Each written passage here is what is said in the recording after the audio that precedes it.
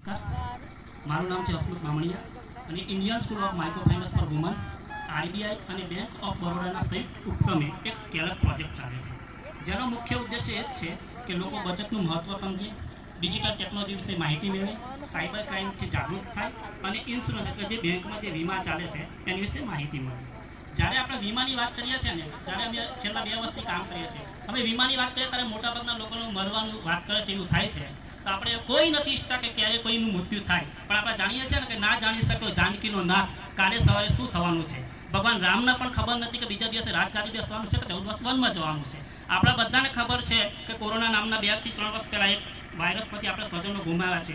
મોરબીનો ઝૂલતો પુલ હોય, તુર્કુસુરિયાની અંદર આવેલો ભૂકંપ હોય, બરાબર, કે હાલની અંદર અત્યારે બનેલી ઘટના હોય.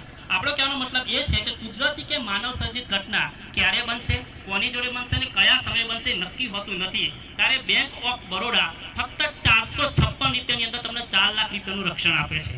બેંક ઓફ બરોડા દ્વારા 2 વીમા ચાલે છે. એક વીમાનું નામ છે પ્રધાનમંત્રી જીવન જ્યોતિ વીમા યોજના. આ યોજનાનો લાભ 18 થી 50 વર્ષની કોઈ પણ વ્યક્તિ લઈ શકે છે.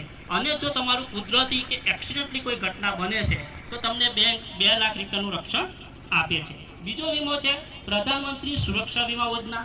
એનું આખા વર્ષનું પ્રીમિયમ 20 રૂપિયા છે. આખા વર્ષના ફક્ત 20 રૂપિયા છે. અને તમારી જોડે કોઈ